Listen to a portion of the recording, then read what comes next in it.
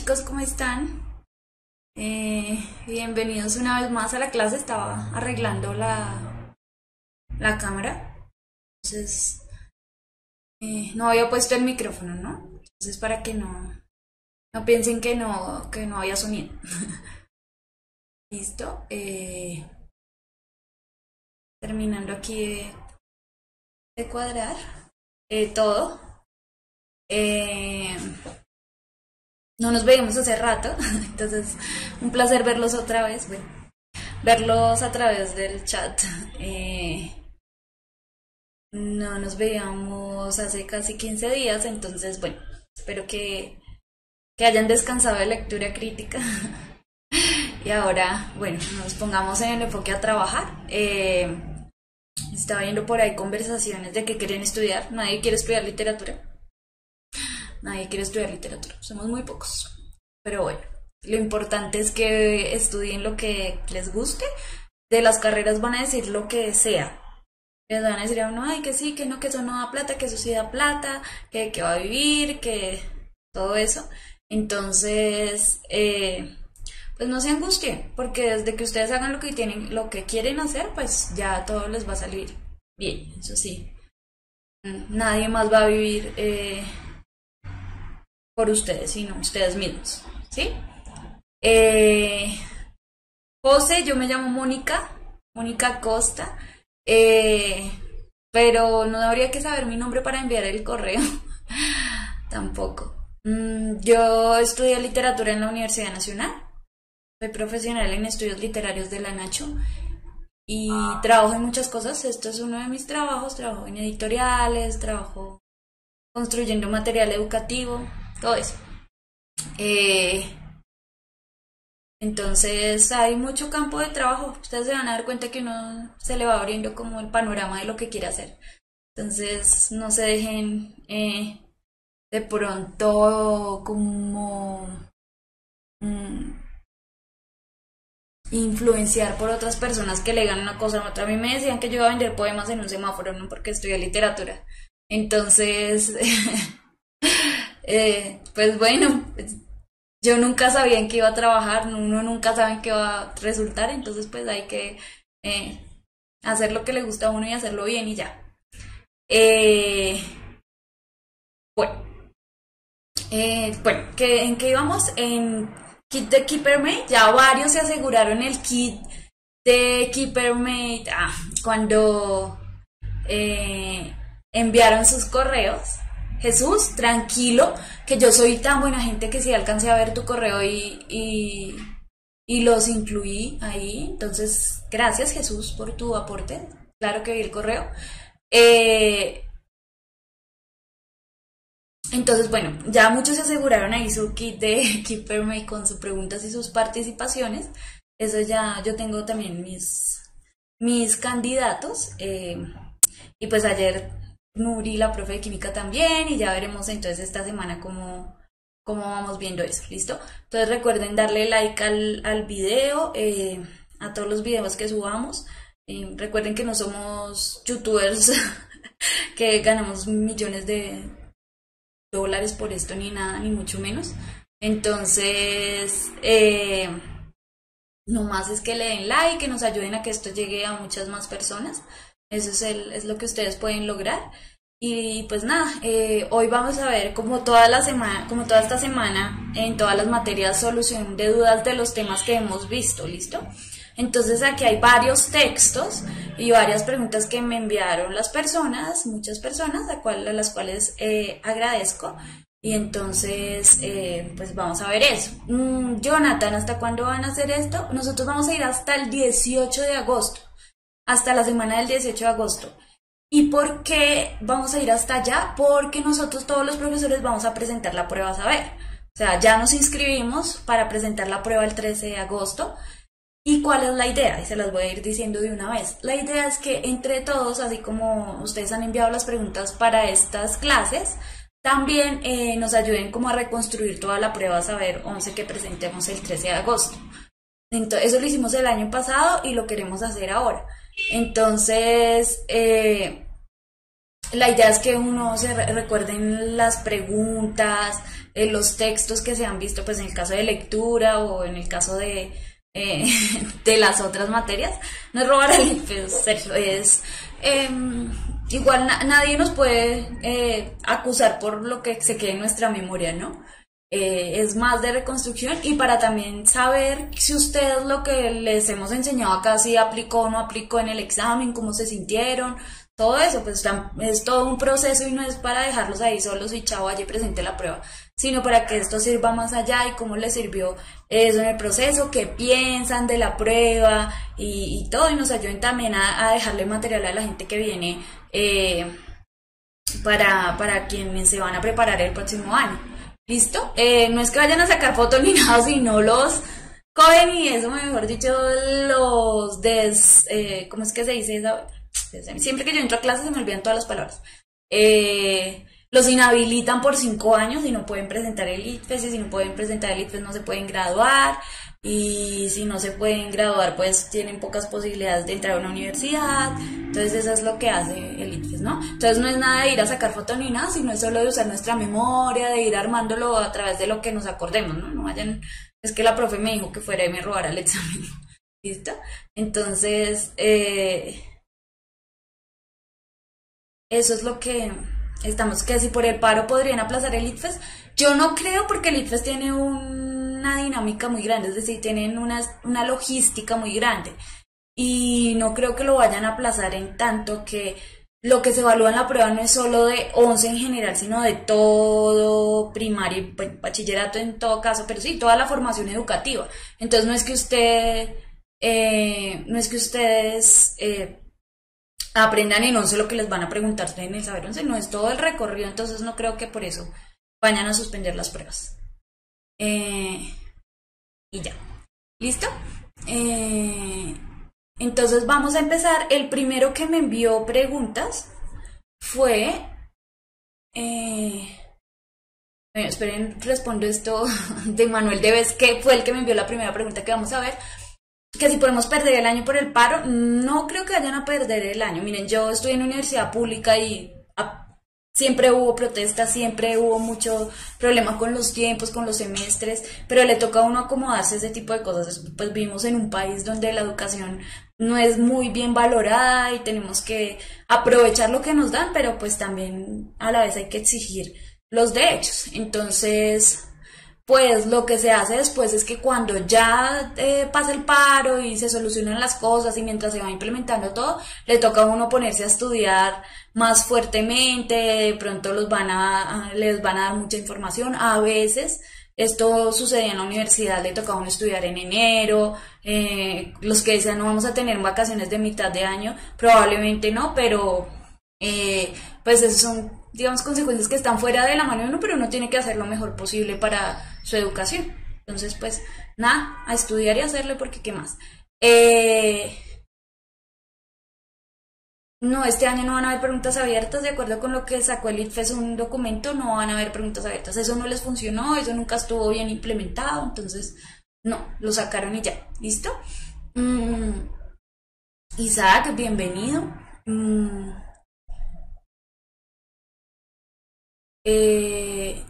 Jonathan, ustedes nos ayudan con la página de simulacro. Si ustedes entran a www.puntajenacional.co y pueden hacer todos los simulacros que deseen de las materias.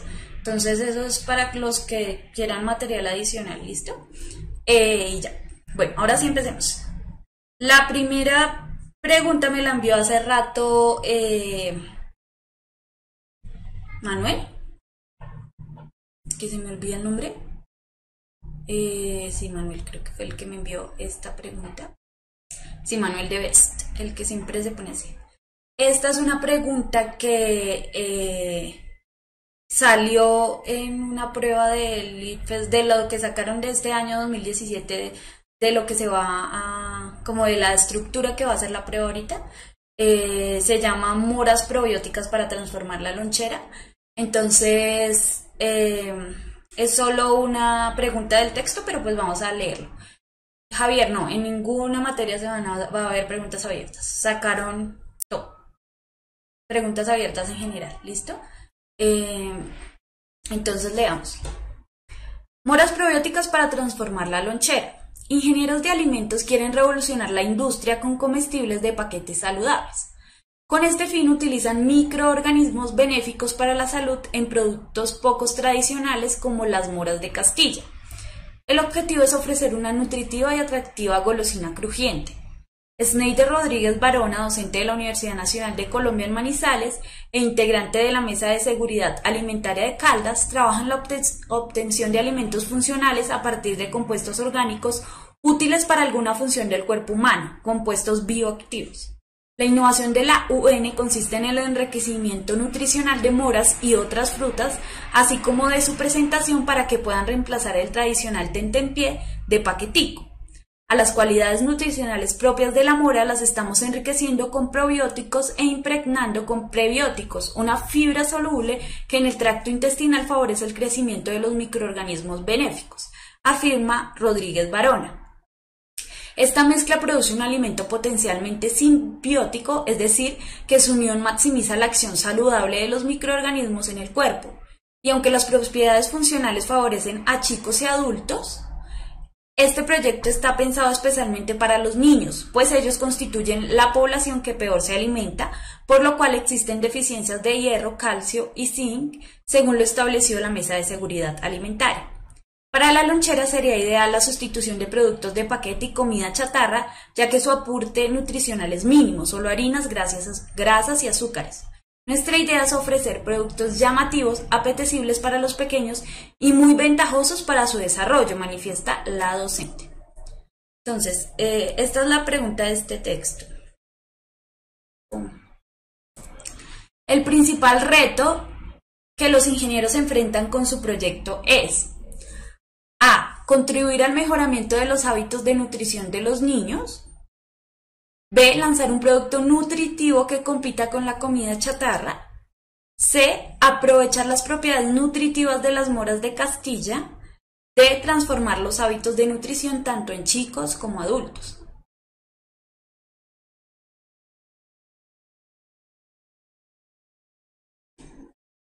Dicen A, B. Gracias. A. Ya entendimos, Jonathan. Bueno, dicen A y B. Juan David dice todas. A, B, D. A, B, D, A, B, D. Bueno, están más o menos en la misma. Yo entiendo la confusión que pueda tener este texto. Si hay dos opciones que pueden ser posibles y que en realidad llaman la atención, entonces vamos a ver cuál sería la respuesta correcta. Entonces, ¿cuál es el tema del texto? Que es lo principal que tenemos que preguntarnos siempre. Unos científicos de la Universidad Nacional de Manizales quieren hacer paquetes, ¿sí? Con contenido saludable, en este caso moras de Castilla, a los que le agregan algunos prebióticos y probióticos para que mejoran el tracto intestinal y no sé qué, y todo eso para reemplazar los paquetes tradicionales que no aportan ninguna, digamos, alimento saludable, y esto lo hacen con un propósito. Entonces, al final la pregunta es ¿para qué lo hacen? Entonces, el principal reto que enfrentan los ingenieros con su proyecto es A. Contribuir al mejoramiento de los hábitos de nutrición de los niños. Es cierto, porque esto lo hacen, o sea, ¿cuál es la razón para que lo hagan de esa forma? Tenemos que preguntarnos ¿por qué lo hacen en paquetes? ¿Sí? ¿Por qué no darles las moras así?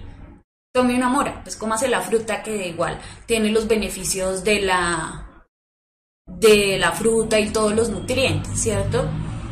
B. Lanzar un producto nutritivo que compita con la comida chatarra. Estas dos opciones van muy pegaditas de la mano, pero se diferencian en una cosa y ya lo vamos a ver. C. Aprovechar las propiedades nutritivas de las moras de Castilla. Esta es la opción que primero se descarta. ¿Por qué?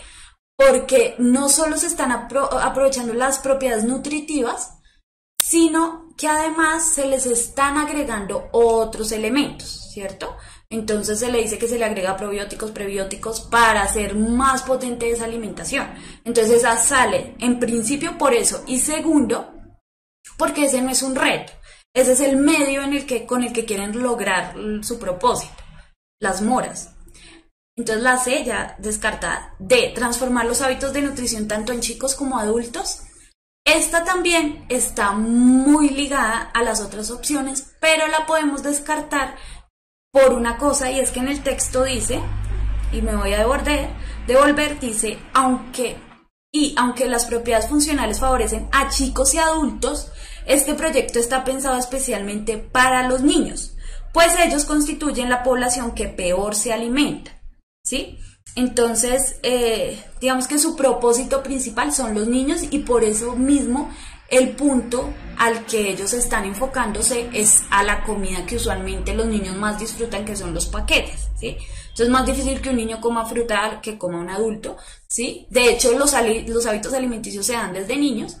Entonces ya, la D se descarta. Quedamos entre la A y la B, ¿cierto? ¿Cuál es el propósito final que quieren lograr ellos?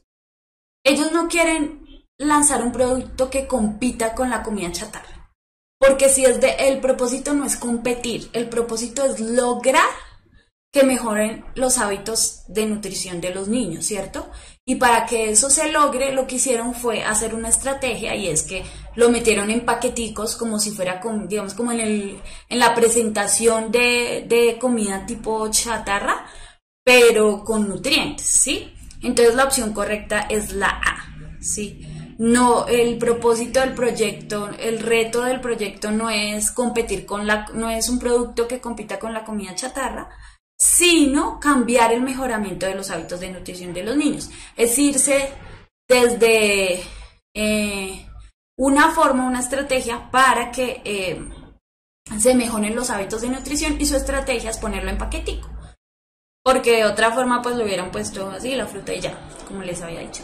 ¿Qué tipo de texto es este? Estaban diciendo por ahí. Ustedes que ya vimos este tipo de texto, ¿qué tipo de texto es? Informativo, informativo, informativo, informativo, informativo.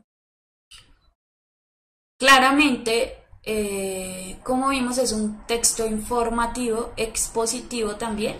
Acuérdense que el texto informativo está dentro de la gran categoría de texto expositivo, ¿sí? Entonces, las dos respuestas están bien, ¿sí?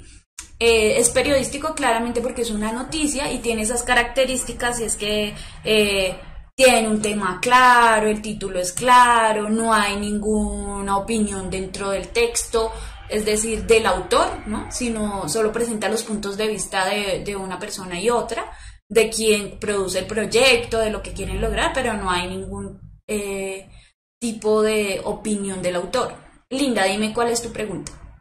Ah, bueno, entonces luego la manda al correo. ¿Listo? Es continuo porque es un texto continuo, porque no tiene imagen, solo letra. Por eso es continuo. Bueno, si sale texto expositivo o informativo, en ese caso, lo que deberían hacer es irse a lo más particular, que es lo informativo, ¿sí me entienden? El texto, aunque es expositivo, tiene una categoría un poco más, ¿cómo se diría? Un poco más particular, que es el informativo. Entonces, en ese caso, deberían poner, si este tipo de texto es, no sé, narrativo, expositivo, informativo, argumentativo, pues entonces pongan informativo porque es el más preciso, ¿sí? Entonces, eso es lo que deberían hacer, ¿listo? Aunque quien haga esa pregunta, pues, está mal hecha.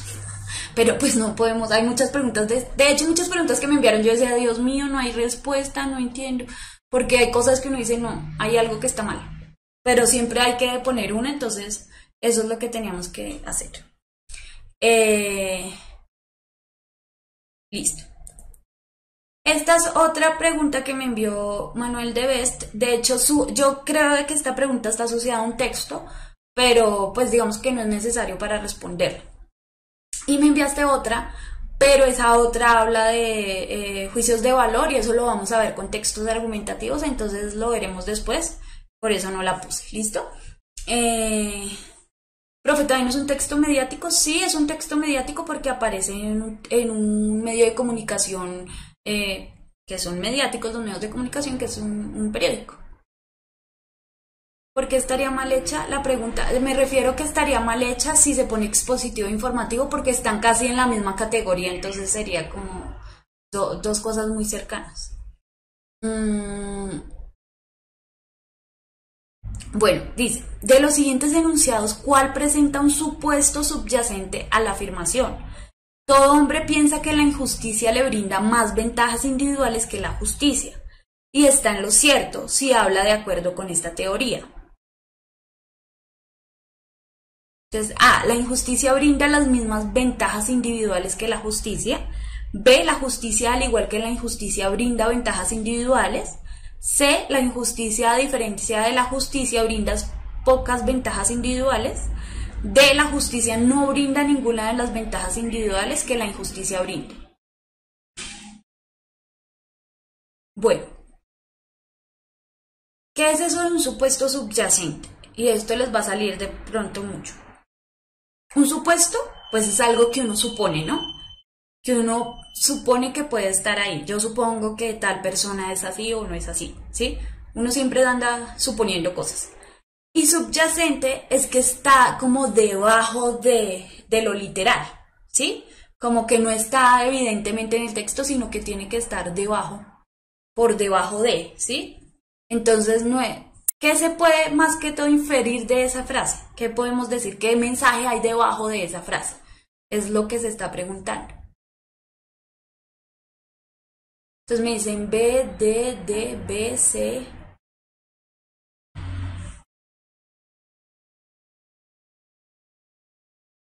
Ah, mira, Luisa dice que es una pregunta que dice que todos somos injustos y tenemos la oportunidad. Listo. Sí, es como algo implícito. Bueno, Rosa, más o menos algo subliminal, pero pues subliminal es como que uno no se da cuenta. En cambio, esto sí es así. Inferir es sacar información, sí. Digamos que un tipo de conclusión, entre comillas. Entonces, C, C, D, B, B. Bueno, han dicho todas menos la A. Entonces, supongo que la A es la primera que descartamos de esto. ¿Listo? Entonces, vamos a ver cuáles. De los siguientes enunciados,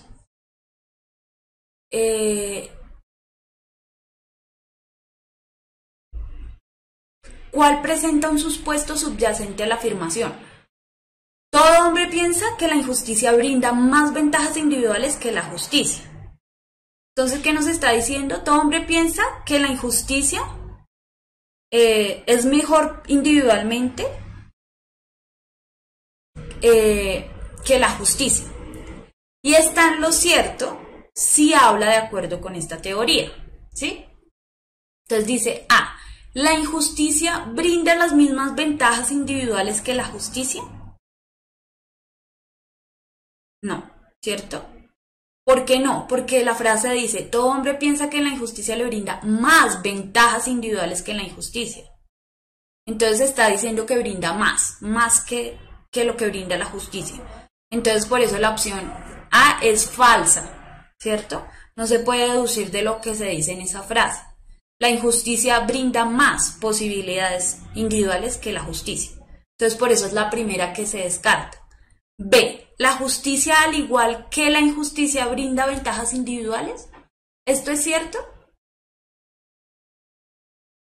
Claro que sí. ¿Por qué? Porque dice, ojo con esto, todo hombre piensa que la injusticia le brinda más. Lo que implica el decir más es que la justicia brinda ventajas individuales. Sí brinda, solo que la injusticia brinda más, que es diferente. Pero no está diciendo que la injusticia brinda ventajas individuales, no, está diciendo que brinda más. Por lo tanto, la justicia, al igual que la injusticia, brinda ventajas individuales, sí las brinda, solo que no tantas como la injusticia. Entonces la B es cierta. C, la injusticia a diferencia de la justicia brinda pocas ventajas individuales. No, es todo lo contrario a lo que está diciendo el texto. El texto está diciendo que la injusticia brinda más, no pocas, entonces también se descarta. D, la justicia no brinda ninguna de las ventajas individuales que la injusticia brinda, es igualmente falsa por lo que dijimos en la B. La justicia sí brinda ventajas individuales, solo que no brinda todas las que puede brindar la injusticia. Entonces, por eso la opción correcta es la B. ¿Listo? Entonces, lo que dice Diego Andrés tiene razón. Eso de ninguna, hace incorrecta la D. La justicia sí brinda ventajas individuales. Está implícito. Esta palabra es la que nos resuelve todo esto. El más. Que la injusticia le brinda más. O sea, quiere decir que sí hay ventajas, solo que la injusticia brinda más. Entonces, por eso la opción correcta es la B. ¿Listo? Estos son de textos filosóficos, no tuvimos el texto acá, pero vamos a ver textos filosóficos y nos vamos a demorar un rato largo en textos filosóficos porque son muy importantes. Yo sé que son muy complejos de leer y los vamos a ver textos argumentativos, textos filosóficos, entonces no se afane por si de pronto no tuvieron bien esta respuesta, vamos a aprender sobre todo este tipo de preguntas que son también todas confusas, lo vamos a ver, ¿listo? Bueno, Max me dice, profe, me parece que la interpretación que le dio a la D está mal. Pues, ¿por qué? No sabría decir por qué. Pues si quieres me puedes escribir al correo. Yo creo saber por qué me dices eso. Y es porque no brinda ninguna de las ventajas individuales que la injusticia brinda. O sea, que la justicia brinda unas y la injusticia brinda otras. Ese sería como el argumento que me podrías estar diciendo. Pero bueno, digamos que en ese sentido, ese podría ser una sobreinterpretación de lo que estamos leyendo, ¿cierto? Que la justicia nos brinda una y la otra nos brinda otra. Pero como nos tenemos que atener a esto que dice, todo hombre piensa que la injusticia le brinda más ventajas, o sea, al decir más las está poniendo como al mismo nivel, no otras ventajas. Por eso es que yo digo que es la B, ¿sí? Porque no diferencia entre una y otra, sino que las pone todas al mismo nivel al decir más. Si de pronto dijera, todo hombre piensa que la injusticia brinda otras ventajas individuales, entonces ya ahí tendríamos que decir que es la D. Pero por eso digo que es la B. Espero que de pronto haya respondido tu respuesta. Sí, tu pregunta. Eso es lo que pasa con el texto, ¿listo?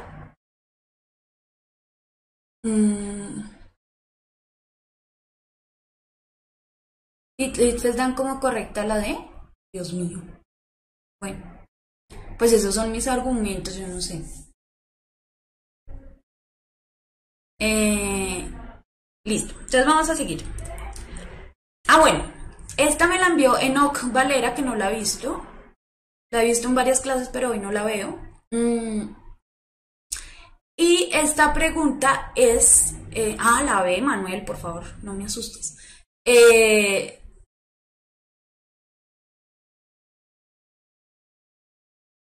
Esta pregunta es más de tipo gramatical, ¿cierto? Entonces yo les voy a decir una cosa. En el ITFES no preguntan este tipo de temas. Gramaticales así específicamente, no. Pero en las pruebas de las universidades públicas, usualmente sí preguntan este tipo de cosas. O sea, se van a encontrar con esto en la nacional, en esos exámenes. Entonces por eso la puse ahí también para solucionarle la duda de no, casi no esté. Pero bueno, igual a ustedes. Y pues para darles claridad como en eso, ¿listo? Para caracterizar una oración o dar una información de esta se utiliza el A, verbo, B, adverbio, C, adjetivo, D, pronombre. Entonces la opción que está marcada ahí no es que sea la correcta, ¿no? Para que no se vayan por él. Entonces, ¿qué se utiliza para caracterizar una oración o dar una información de esta?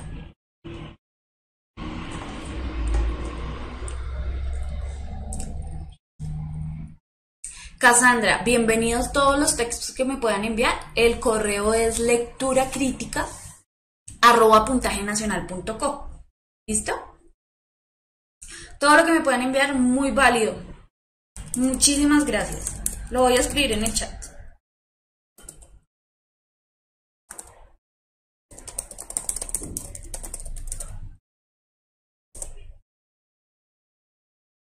Entonces, dicen, B, C, no, verbo. A, C, B, B, la C. Bueno, para responder esta pregunta tenemos que irnos a nuestros conocimientos de primaria y primero definir qué es un verbo.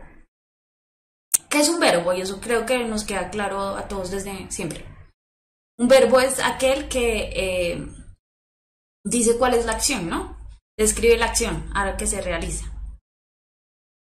¿Qué es un adverbio? Palabras que terminan en arerir. Bueno, sí. Adverbio, entonces eso que califica el verbo. Muy bien, Max. Es algo que complementa y describe lo que está diciendo el verbo. Lo complementa. ¿Listo? C, un adjetivo. El adjetivo es una calificación también, una calificación, pero no del verbo, sino de el sujeto, ¿cierto? Entonces, hay que tener cuidado con eso, que de pronto eso fue la confusión que hubo en esta pregunta, ¿sí? Y del pronombre, el pronombre es a que es ello, a lo que uno se refiere, es decir, en vez de decir Mónica es la profesora de lectura crítica, Mónica sabe sobre oraciones, uno dice Mónica es la profesora de lectura crítica, ella sabe sobre oraciones, ese ella es lo que reemplaza al nombre del sujeto, ¿cierto? Lo está reemplazando para que no haya una repetición y por eso es a lo que se le llama pronombre, ¿sí? Por tanto, después de haber definido todo esto, la opción correcta es la B. Cuando se dice para caracterizar una oración o dar una información de esta, se utiliza el adverbio, ¿sí? Es la que yo diría como respuesta correcta. ¿Qué me pasa con esta pregunta? Que me parece muy raro que digan para caracterizar una oración. ¿Cómo caracteriza uno una oración? Porque la oración se compone de todas estas cosas, ¿sí?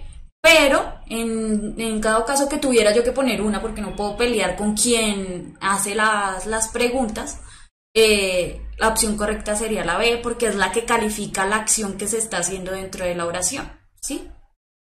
Pero sí es confuso que diga para caracterizar una oración. ¿Por qué la B? Porque es la que califica el verbo, ¿sí? Le da una caracterización, lo precisa lo que se está haciendo en la oración. El adverbio precisa lo que hace el verbo, ¿sí? Entonces, eso es lo más cercano a lo que se entiende para caracterizar una oración, ¿cierto? Pero de todas maneras, como les estaba diciendo, la pregunta es confusa porque caracterizar una oración es como muy ambiguo. ¿Cómo caracteriza una oración? Pues a través del verbo, el adverbio, el pronombre, de todo, ¿sí? Un adjetivo, ojo que el adjetivo califica al sujeto. Entonces aquí me dice Rosana, pero no siempre lo hay, y tienes razón, no siempre lo hay. Pero eso es lo que, así está hecha la pregunta, no tengo más información de esta pregunta, entonces yo diría, porque como dice caracterizar la oración y no al sujeto, pensaría que es el adverbio, que es la respuesta correcta, ¿sí? Y porque esa tiene otra pregunta y es, una de las siguientes expresiones es un ejemplo del punto anterior. Atenta rapidez, rápida gacela, corrió rápido, presa rápida. Entonces, según entiendo, dice, ¿cuál de estas opciones es el ejemplo de caracterizar una oración?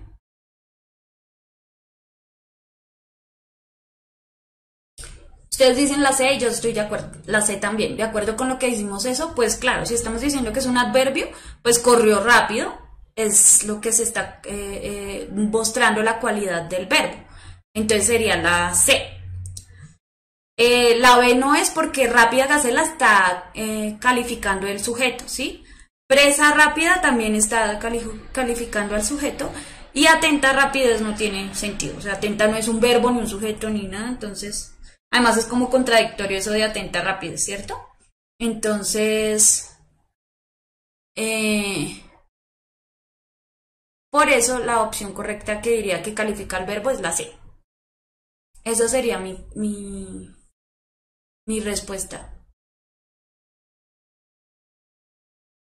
¿Listo? Bueno, entonces eso en ese sentido, pero igual no se preocupen, esto no les va a salir en la prueba saber 11, este tipo de preguntas no. Y además esta pregunta está como medio rara, pero sí es bueno estudiar este tipo de elementos para las pruebas de las universidades, porque sí preguntan mucho sobre la función del adverbio, del adjetivo, que uno identifique en una oración cuál es, qué tipo de categoría es el adjetivo, todo eso. Entonces es bueno que le echen una miradita a esos temas. Vamos a seguir. Este es de Mildred Ortega.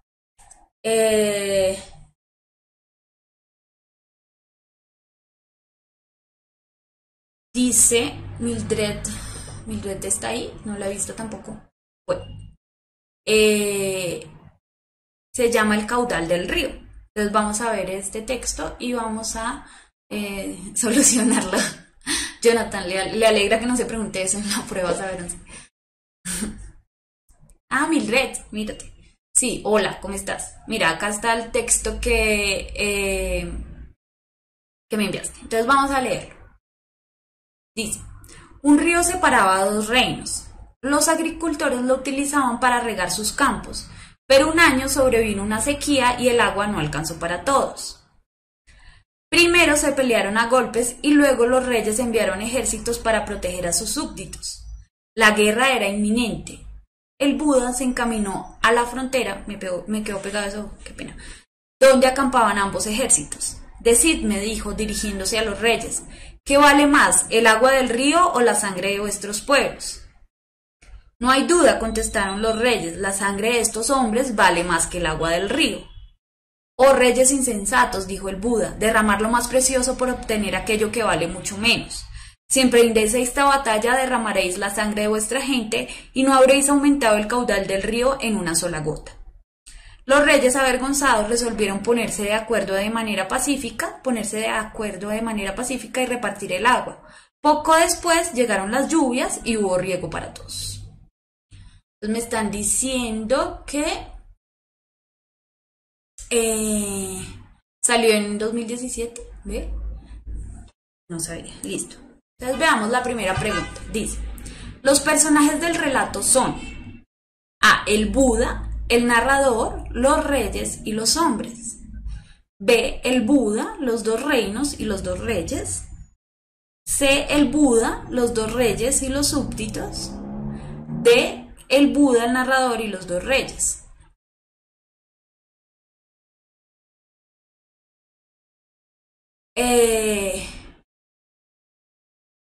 La primera pregunta es, ¿qué tipo de narrador tiene este texto?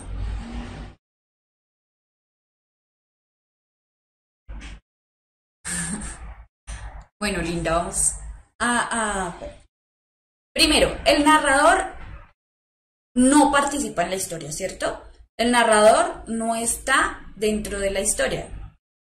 Él no es ni un rey, ni uno del ejército, ni uno del pueblo, ni nada. Él ve todo desde por allá, arriba. Yo me lo imagino por acá, ¿no?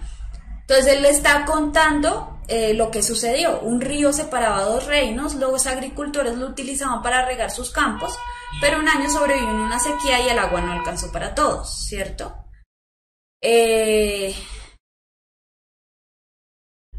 Digamos que aquí puede estar muy pegado a lo que es un narrador omnisciente y lo que es un narrador testigo, ¿cierto? Porque nos está narrando lo que sucedió. Lo que hace que sea un narrador omnisciente, como me están diciendo, es que él sabe cosas que de pronto un narrador testigo no sabría. Un narrador testigo es quien ve los hechos ahí como están sucediendo. Y es que los agricultores lo utilizaban para regar sus campos, pero un año sobrevino una sequía y el agua no alcanzó para todos. ¿Cierto? Es un narrador que nos está contando lo que sucedía antes y lo que sucedió después. Poco después llegaron las lluvias y hubo riego para todos. Entonces después de todo eso él sabe toda la historia completa, ¿sí? No solo sabe el hecho concreto, sino lo sabe todo. Andrea, hay un video de mi clase de tipos de narradores que está ahí para que puedas ver, ahí está la definición de todos los tipos de narradores, ¿listo? Ahora, claramente el narrador en este caso no es un personaje, ¿cierto? Lo que hace que ya de primerazo descartemos la A y la D, ¿cierto? Entonces, en este caso, el narrador no es un personaje. En este caso, porque en otros casos hay narradores que son personajes también. Entonces pueden incluirse dentro de la historia, ¿sí? No, Rafael, lo que estoy diciendo, un narrador sí puede estar dentro de la historia, pero depende del tipo de narrador. En este caso, el narrador no está dentro de la historia, él está afuera ya viendo, contándonos lo que sucede. Entonces, por eso la A y la D, chao, se fueron. Ahora, ¿el Buda, los dos reinos y los dos reyes? No, porque los dos reinos no son un personaje en sí, ¿cierto? Dicen que habían dos reinos en donde dentro de esos reinos habían súbditos y ejército.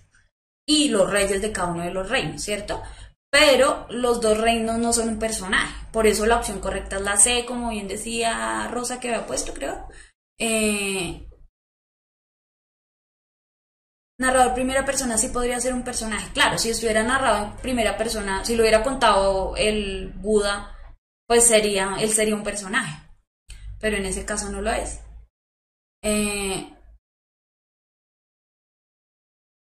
Exacto, si estuviera diciendo una vez vi que dos reinos separaban dos reinos, ahí sí fuera personaje, pero también se tiene que incluir dentro de la historia.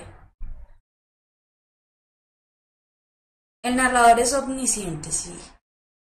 ¿Qué me hace dudar entre si es omnisciente o testigo? Que él sabe que antes los agricultores utilizaban para regar sus campos, pero que un año sobrevino la sequía y el agua no alcanzó para todos, ¿sí? Entonces, y que después dice, y poco después llegaron las lluvias y hubo riego para todos. O sea, él sabe no solo la historia en cuestión, sino sabe todo lo que pasó antes y después, ¿sí? Por eso no es un narrador testigo.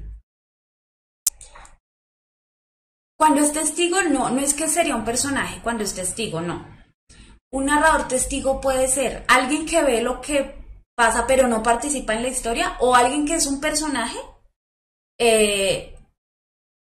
y ve lo que está sucediendo y también participa en la historia. O sea, pueden ser las dos formas. Puede ser testigo personaje o testigo externo, digamos. Listo, veamos la otra pregunta.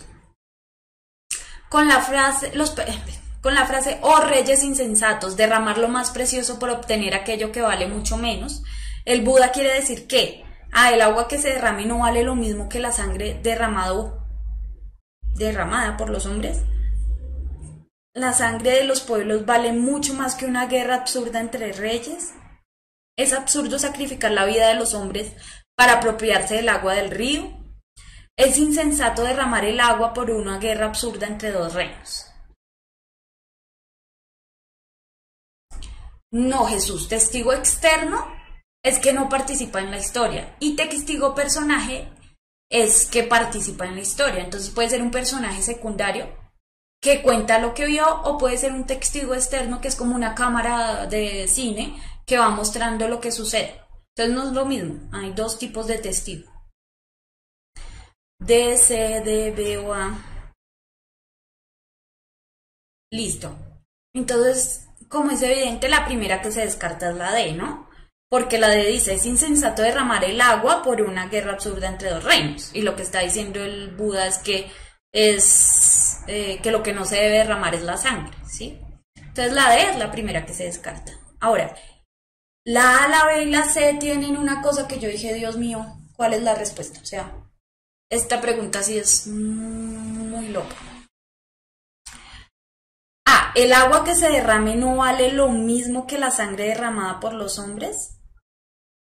Yo descartaría esa, la A, ¿sí? eh, porque el agua no se va a derramar, ¿sí? O sea, a lo que se está haciendo alusión a que es a que se va a derramar la sangre. Entonces el agua que se derrame no vale lo mismo que la sangre derramada por los hombres. En cierta parte es cierto, no vale lo mismo el agua que la sangre, pero el agua no se va a derramar, ¿cierto? Entonces por eso la opción A se descarta. B. La sangre de los pueblos vale mucho más que una guerra absurda entre reyes. Es cierto, ¿cierto? Y es absurdo sacrificar la vida de los hombres para apropiarse del agua del río. Entonces, yo pondría como respuesta correcta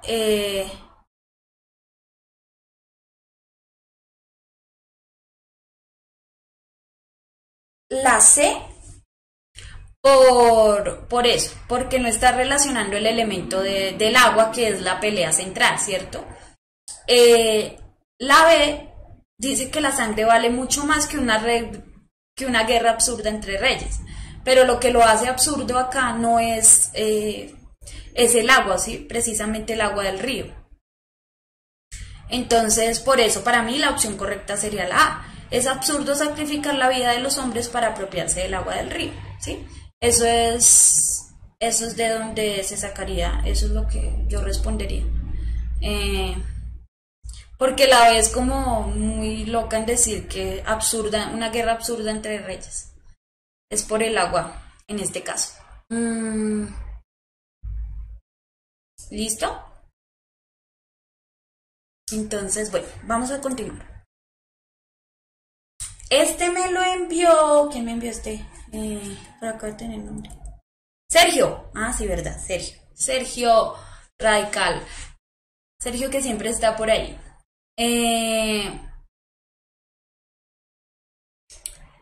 Esta prueba salió el año pasado. Nosotros presentamos la prueba el año pasado y esta la presentamos. Esta yo me acuerdo que apareció el año pasado en la prueba que yo presenté de lectura crítica. Entonces, vamos a leerla y vamos a responder. Este texto es bastante chévere, me gusta. Entonces, esta es una versión que saqué porque, pues, para que se viera más amplio, ¿no? Entonces, vamos... Ah, Mateo, ya vi que no. Listo. Entonces, vamos a leerlo y vamos a responder las preguntas. Dice: del asesinato considerado como una de las bellas artes.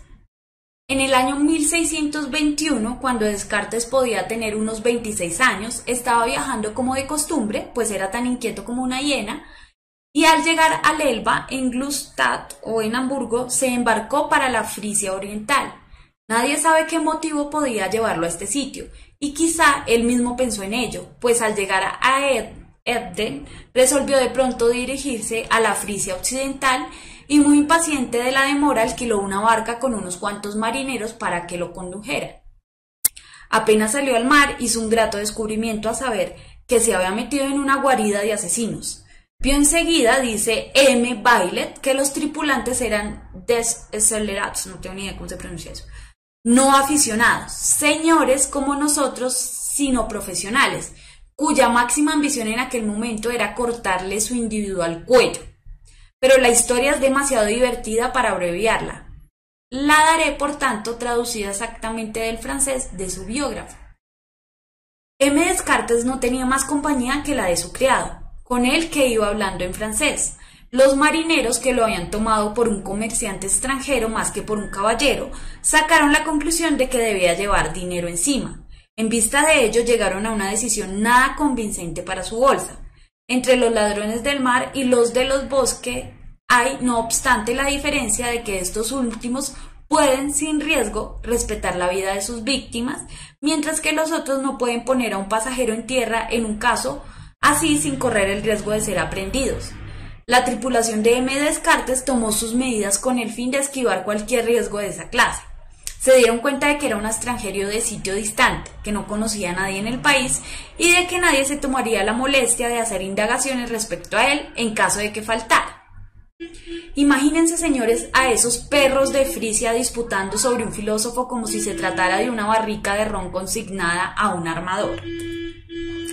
Su carácter, observaron, era suave y paciente, y a juzgar por la distinción de su porte y por la cortesía con que los trataba, no podía ser más que un joven sin experiencia, sin posición ni arraigo en el mundo, por lo que sacaron la conclusión de que no sería tarea muy difícil quitarle la vida.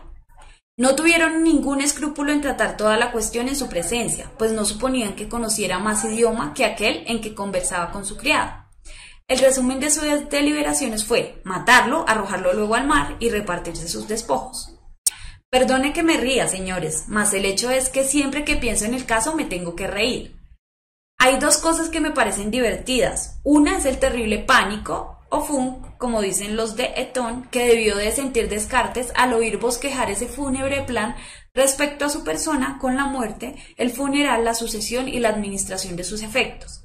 Pero otra cosa que me parece todavía más divertida es que si esos sabuesos de Frisia hubieran tenido olfato, no tendríamos ahora filosofía cartesiana, y dejo para cualquier respetable fabricante de cofres el trabajo de declarar de qué forma habríamos podido pasarnos sin ella, teniendo en cuenta la cantidad de libros que ha producido.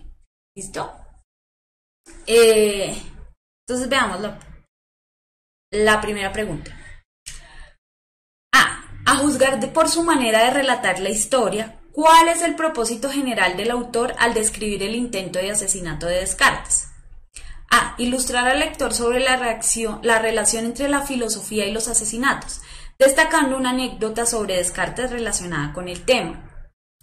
B. Inquietar al lector a través del suspenso que gira en torno al relato y de un final ignorado. C. Persuadir al lector acerca de lo interesante que es el estudio de la historia de los asesinatos, mostrando la historia de Descartes como ejemplo. D. Deleitar al lector por medio de una anécdota acerca de un personaje insigne de la filosofía que estuvo a punto de ser asesinado. C. D,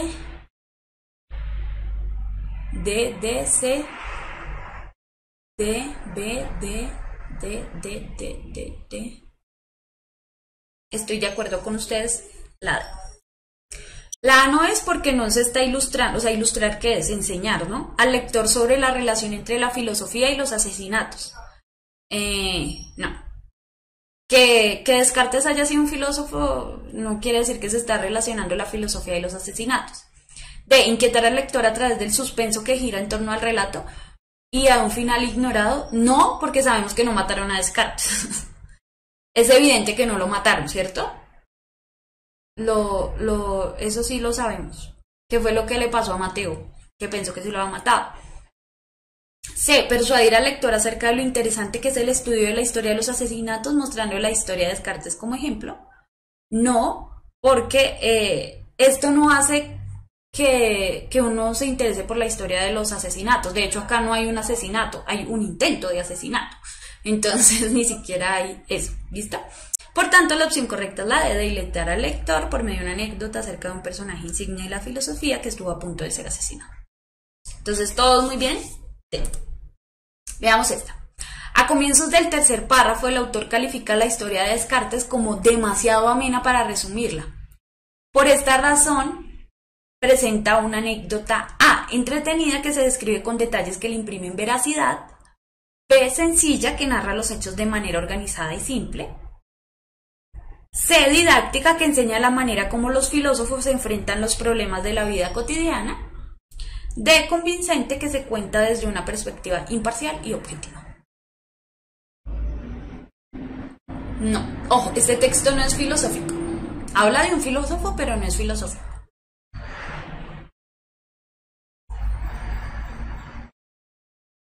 Sí, Sebastián, tú también me sonrojas. Bueno, entonces ABC.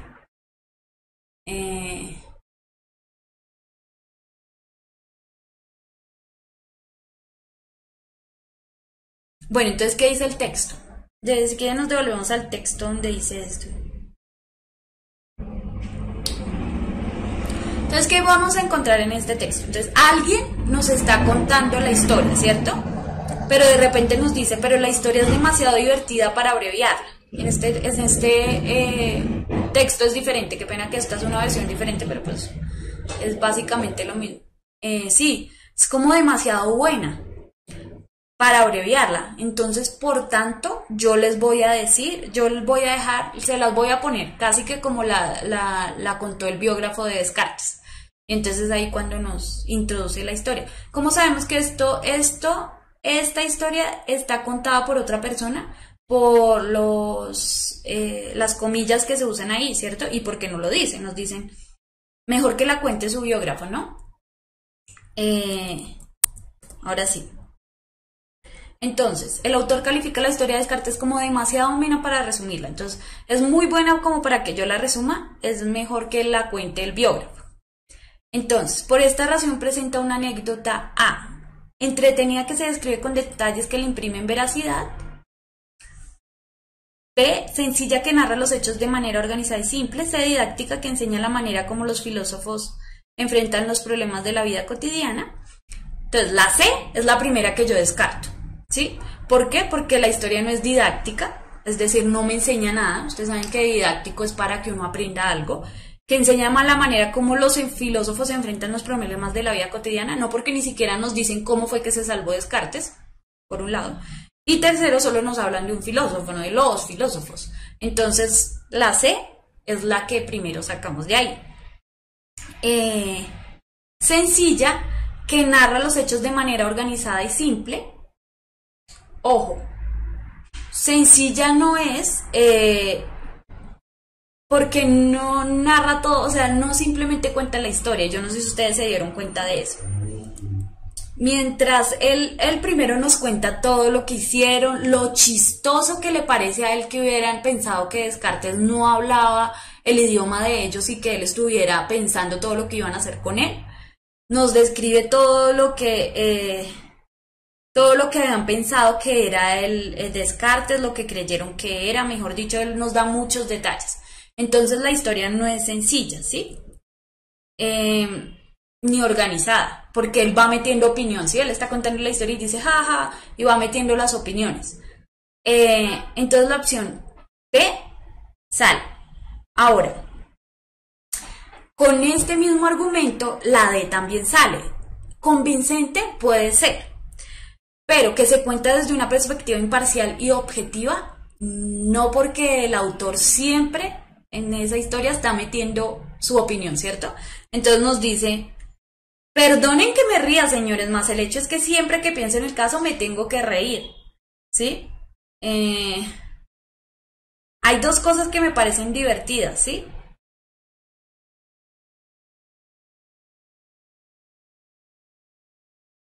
Entonces, la opción correcta es la A.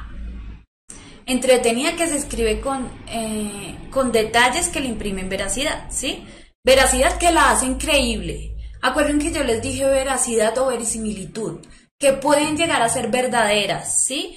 Pero esto no implica que veracidad es que puedan ser reales, ¿no? Que yo les decía, lo que las hace verdaderas es que son creíbles dentro del universo narrativo que se está creando.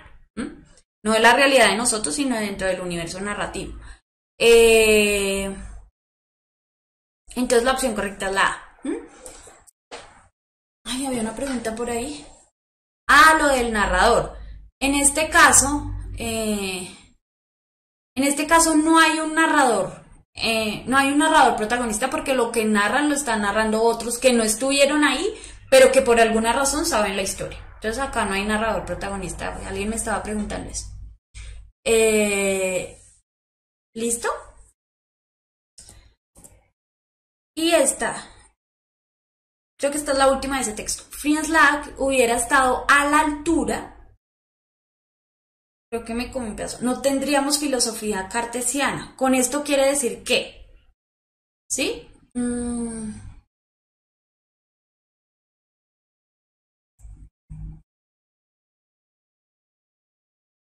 Franz hubiera estado a la altura, no tendríamos filosofía cartesiana. ¿Qué quiere decir esto?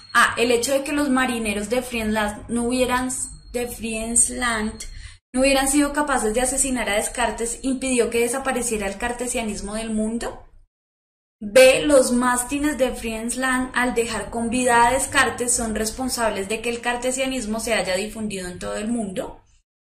C. El asesinato de Descartes por la tripulación habría implicado que la filosofía cartesiana tal como la conocemos jamás hubiera existido. D. La filosofía cartesiana resultó de la experiencia que vivió Descartes con los marineros, quienes no se comportaron a la altura de un personaje ilustre como él. C. Bueno, vamos a ver la simbología. Es un tipo de comillas que se usa también.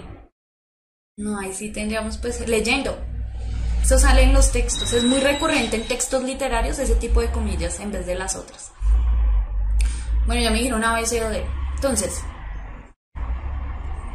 ¿qué quiere decir eso de haber estado a la altura?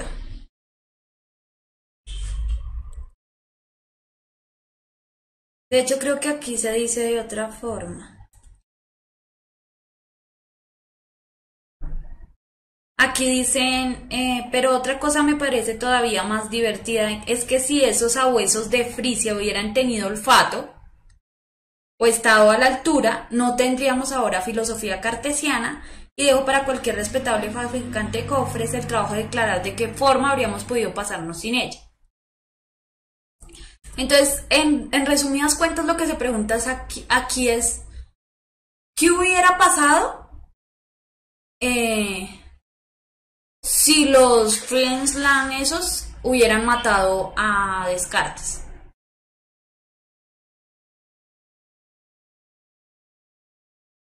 Entonces, el hecho de que los marineros de Friesland no hubieran sido capaces de asesinar a Descartes impidió que desapareciera el cartesianismo del mundo.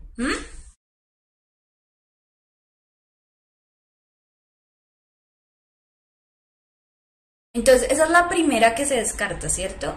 Que no lo hubieran asesinado impidió que desapareciera el cartesianismo del mundo. No, ¿cierto? No fueron capaces de asesinarlo, por tanto impidió que desapareciera el cartesianismo del mundo. No, porque si lo hubieran asesinado, no se hubiera desaparecido el cartesianismo del mundo, porque ni siquiera se había inventado. Ojo con eso. Los mástines de Friesland, al dejar con vida a Descartes, son responsables de que el cartesianismo del mundo se haya difundido en todo el mundo. Ojo, Descartes no difundió el cartesianismo.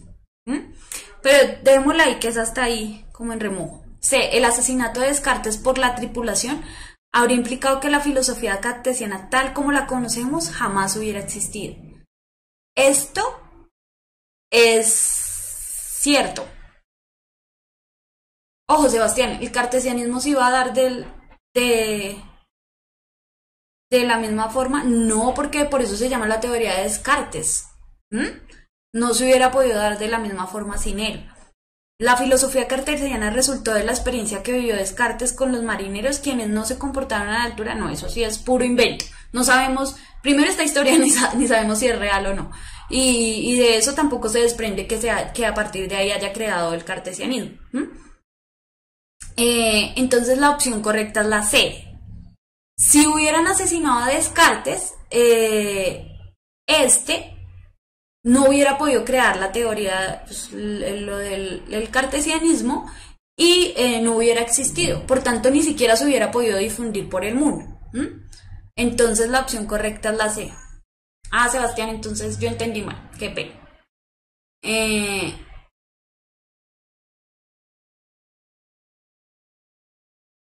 C. La C es correcta. Ojo, este texto se llama Del asesinato considerado como una de las bellas artes. Es un libro completo. Parece como interesante.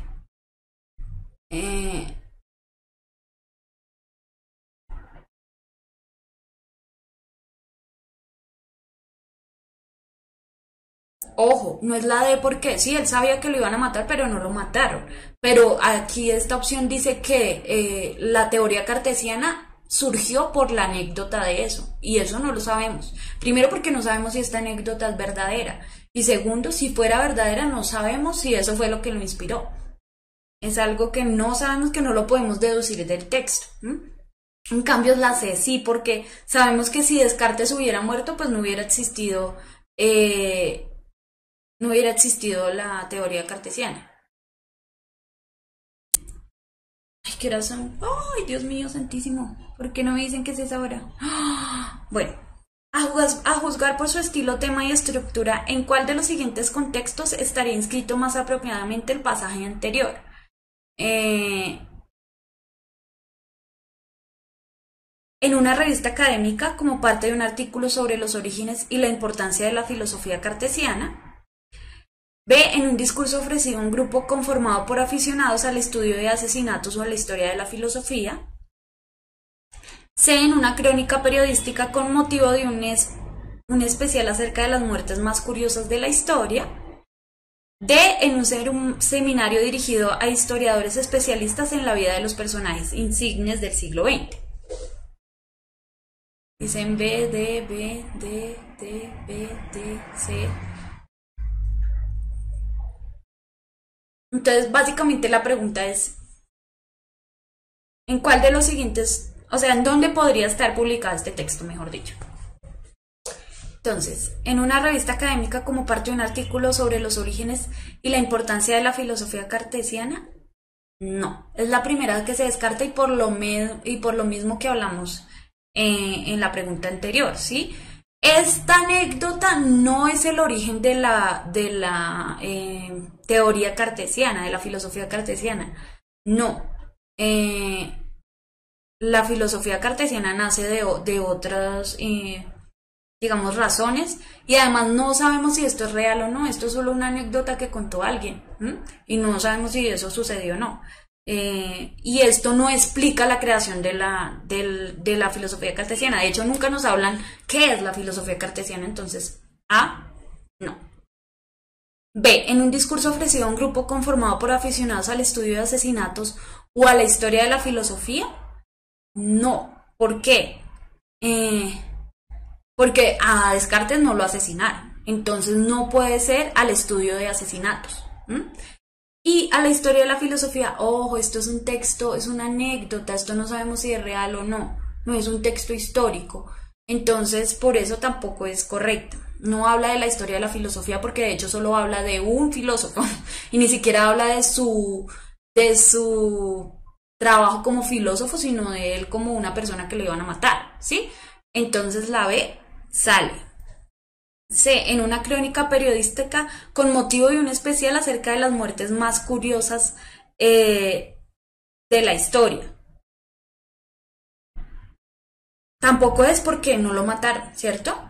Es una crónica periodística con motivo especial acerca de las muertes, no porque a él no lo mataron, entonces no. En un seminario dirigido a historiadores especialistas en la vida de los personajes insignes del siglo XX, tampoco. Lo que a mí me lleva a decir que esta opción no tiene...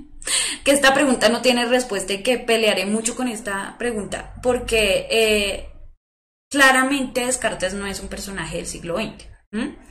Entonces, yo personalmente creo que acá no hay respuesta, no hay ninguna a la que yo diría que es una respuesta así, pero si me tocara responder una, la que menos errores tendría sería la A. ¿Por qué? Porque sería una forma de introducir por qué es importante la filosofía cartesiana, ¿cierto? ¿Cómo pudo haber sido la filosofía cartesiana? Porque si hubiera muerto Descartes, hubiera sido tan malo porque no hubiéramos conocido esa filosofía cartesiana, ¿sí? Entonces... ojo con eso. Usualmente uno puede pelearle a las preguntas. Para mí esta pregunta no tiene respuesta correcta, pero como de todas maneras uno le toca responder, pues yo diría la A es la que más sentido podría tener. Pero sí tengo mis dudas con esta pregunta. ¿Por qué no la D? Porque siglo XX, Descartes no es del siglo XX. Y aquí dice especialistas en la vida de los personajes insignes del siglo XX. Y Descartes no es del siglo XX, ¿sí? Ojo que sí hay que saber de historia, o sea, tienen que tener un contexto básico de historia, ¿no? Y de Descartes y de saber que no es del siglo XX, hay que tener un poquito de conocimiento sobre eso, ¿no? Eh, yo sí, yo estoy suponiendo que la opción correcta es la A, porque de todas maneras ustedes nunca dejen de poner, de marcar respuesta, ¿no? Nunca dejen nada en blanco, siempre respondan alguna. Así tengan dudas, siempre respondan alguna. Eh, yo sé que no hicimos break, pero es que ay, había mucho tema y ya igual ya se va a acabar la clase, entonces ¿para qué hacemos break? Ahorita hacen break cuando entre clase de literatura, de lectura y matemáticas, ¿sí? Laura sigue creyendo que es la D, no, Laura, porque no es del siglo XX. Ah, esta es la última. Hagamos entonces esta última pregunta y quedan las otras. Las otras preguntas que me enviaron las podemos dejar para una próxima clase de repaso, eso. Las podemos ir dejar, ¿listo? Te mentí, Valentina, lo siento, pero es que se me fue el tiempo. Esta dice, según el autor, entre los ladrones de mar y los ladrones de bosque hay esta diferencia, que los últimos pueden perdonar la vida a sus víctimas sin peligro para ellos, en tanto que si los otros llevan a sus pasajeros a la costa, corren grave peligro de ir a parar a la cárcel. De acuerdo con esto, el autor supone que los ladrones de bosque son más nobles que los ladrones de mar, y en esa medida son más propensos a perdonar a sus víctimas y a sus victimarios. B. Las víctimas de los ladrones de mar son menos dóciles que las de los ladrones de bosques, y en esa medida están más dispuestos a capturar a sus victimarios. C. Es más fácil para los ladrones huir en el bosque que en el mar, y en esa medida es menos peligroso para los ladrones de bosque perdonarles la vida a sus víctimas. D. Es más efectiva la policía en el mar que en los bosques, y en esa medida es más peligroso para los ladrones de mar perdonarles la vida a 6 víctimas.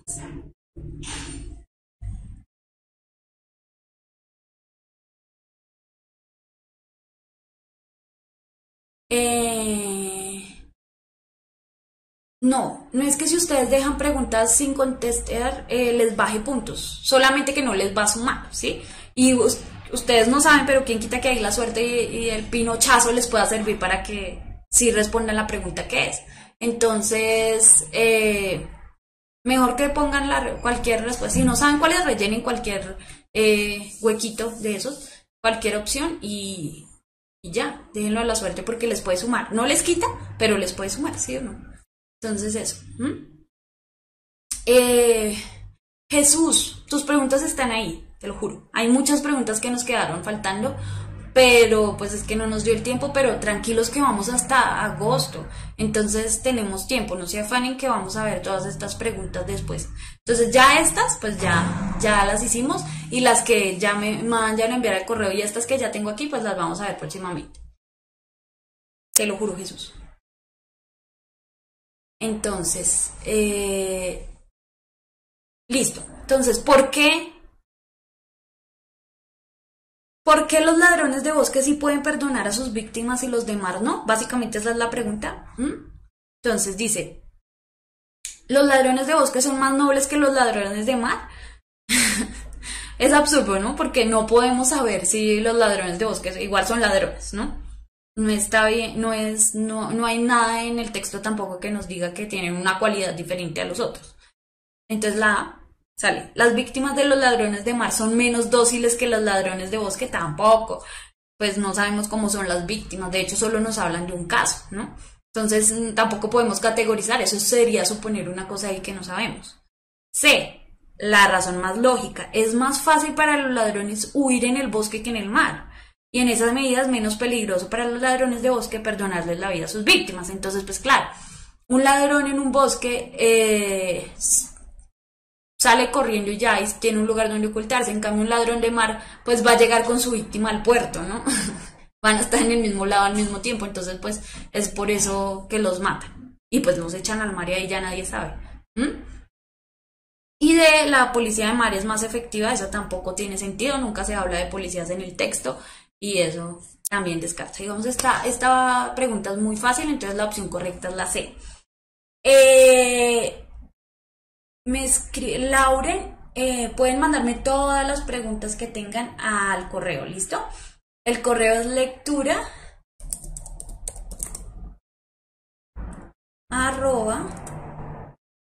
crítica, disculpen, @puntajenacional.com.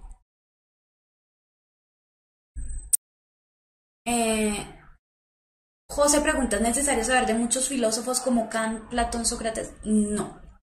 Les voy a explicar una cosa. Antes, en las pruebas se preguntaba lenguaje y... ay, le gané a Freddy. Tengo 137 espectadores. Antes, en las pruebas de... Ah, muy bien. Bueno, ahora sí. Antes, en las pruebas de lenguaje... antes en las pruebas, a ver, 11, ahora sí me desconcentré. Había lenguaje y había filosofía, ¿listo? Estaban las dos pruebas por aparte. Cuando se hizo la reestructuración de las pruebas, lo que hicieron fue unir lenguaje y filosofía, ¿sí? Entonces, en ese caso ya no se pregunta solo filosofía como tal, sino que se unió con lo que se pregunta en lenguaje. Entonces, ¿cuál era la cosa? Antes en filosofía se preguntaban elementos ya puntuales de lo que se enseña en filosofía en el colegio. Pero resulta que es que no hay parámetros para evaluar la prueba de filosofía. Es decir, no en todos los colegios se sabe si se está enseñando la misma filosofía. ¿Me hago entender? Entonces, por eso dijeron, no podemos evaluar filosofía, vamos a unirlo con lenguaje. Y lo que se hace supuestamente evaluando filosofía es que se evalúa el tipo de texto, es decir, la filosofía son textos argumentativos. Entonces se evalúa más la estructura, más de análisis que de contenido filosófico. Entonces no es necesario saber específicamente de teorías filosóficas y todo eso, no es necesario para presentar la prueba. Solo hay que aprender a leer bien, ¿listo? Entonces, eso es lo que vamos a hacer en las clases de argumentativo y de filosófico, ¿sí? Laura, no hay plazo hasta ahora, síguenlas mandando y vamos a hacer una clase, les estaremos informando una próxima clase de dudas, de solución de dudas, para que ustedes veamos las preguntas que te quedaron acá, porque quedaron bastantes, y las que otras que ustedes me manden. Este es un buen ejercicio, mire, digamos, estas me las mandó Luz Day, estas que fueron las que mandó Jesús, que son bastantes. Entonces, las vamos a ver, ¿listo? No se angustien que sí las vamos a ver. Profe, ahora hay un número reducido de preguntas de filosófico en la prueba. No sé, puede que salgan muchos textos filosóficos o puede que solo salga uno. Eso no lo sabemos, ¿sí? ¿Aman al profe Freddy? Bueno, entonces... bueno, lo último que les quería mostrar, ya que ustedes siempre me piden lo mismo y no alcanzamos, pero como para darle cierre a la clase y por ahí que me están preguntando, ustedes saben que mi recomendación de siempre es leer. ¿Que cómo mejoro la comprensión textual? Leer. ¿Que cómo sé que las comillas así son comillas? Pues leyendo, porque eso aparece en los textos. O sea, la experiencia es la que hace al maestro. Entonces, esta era la otra parte de la clase. Imagínense cuánto material yo tenía para esta clase. Pero les tenía unas recomendaciones de lectura y no quiero dejarlas ir. Entonces, estas son, yo había hecho en las primeras clases de textos narrativos, les di unas recomendaciones de cuentos y unas recomendaciones de novelas.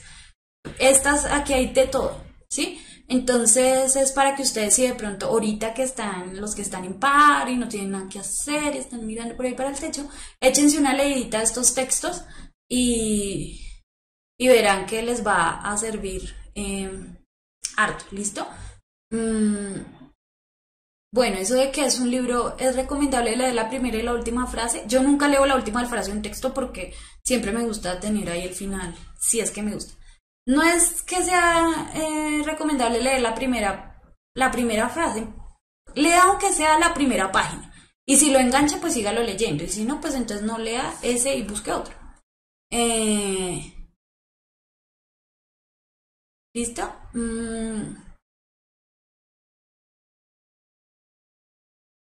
Entonces, El almohadón de plumas de Horacio Quiroga. Estos casi que los primeros son de terror, pues digamos que una categoría de terror.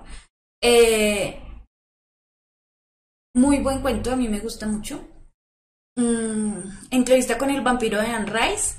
Si les gustan los vampiros y se vieron esa cosa de Crepúsculo, que Dios mío santo, ahí sí. No.